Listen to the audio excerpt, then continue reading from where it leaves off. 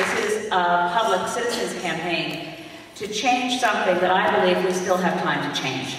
And that's the agenda for the upcoming G8, G20. Now you might wonder, why on earth do I think that with about 2 weeks to go, we can change this agenda? And I think it's because I know that the weight of history is on our side. That this is unprecedented.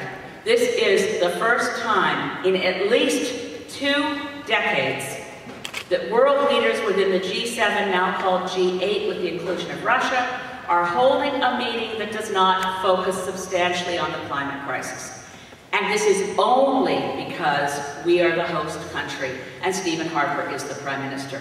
That is the only reason. I've spoken, and at the G20, climate change will not be on the agenda at all. And that is entirely because it is the tradition that the host government set the agenda. We still have time. There are all these looming deadlines. We missed one in Copenhagen.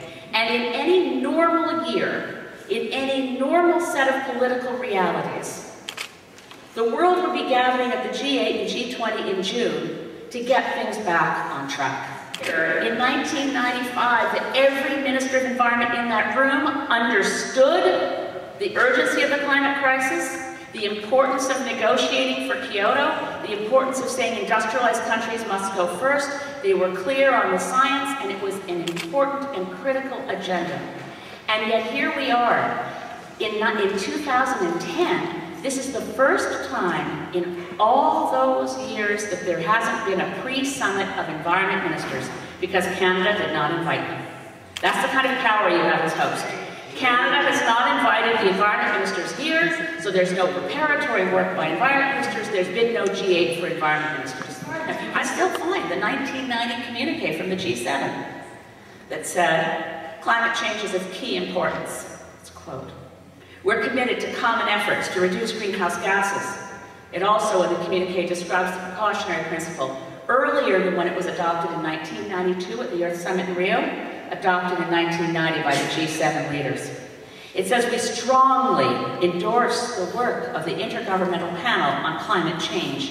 We will push for an effective convention to be agreed to by 1992, which it was. What country hosted? What city hosted? Houston, Texas. Who was the host? George Bush.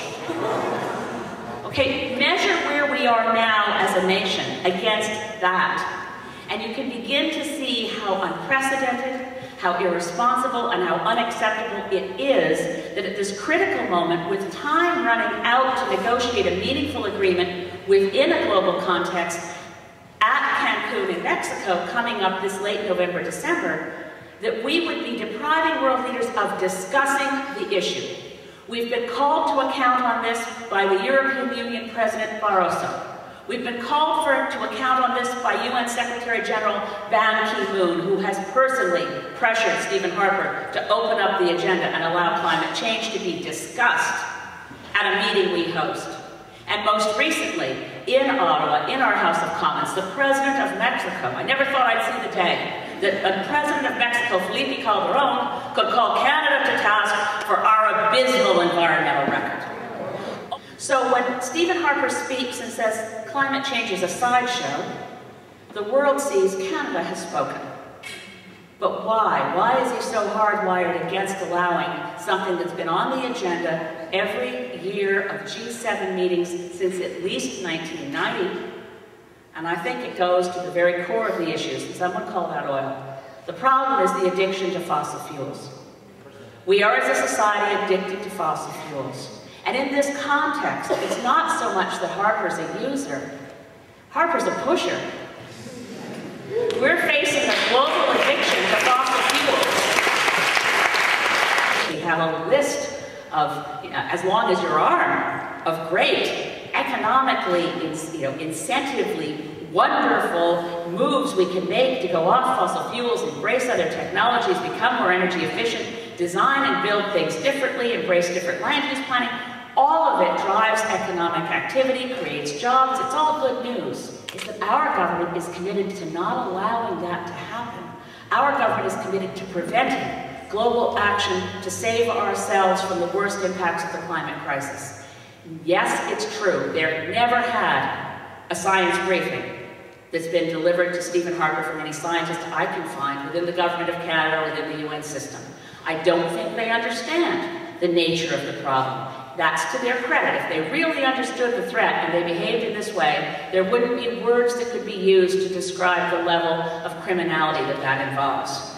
They do this in ignorance, they do this in recklessness, and we as Canadians don't have to let it happen. We can, between now and when the summit occurs, and it's strange that Guy finished with very close to what I wanted to finish with. I went back and I remember clearly in Bali, I don't know how many of you remember the negotiations in Bali in 2008, but it was still George W. Bush, President of the United States, blocking progress in 2008 on the summit in Bali. And it was at one point near the end of the negotiations that weary delegates heard a voice. And this is frankly why I think we need to stick with the United Nations system to negotiate agreements, because it is a great equalizer between those countries that are future victims of the climate crisis, low-lying island states, poor nations of Africa, developing world countries, where their populations will be the first and are the first victims of the climate crisis. But it was a voice of an ambassador named Kevin Conrad from Papua New Guinea, who stepped up and said to the US delegation, "Can you please either lead or get out of the way?" And that's what Canadians need to say to our Prime Minister now, and we need to say it clearly and over again. Lead or get out of the way. Allow the nations that are coming to Canada to have the negotiations.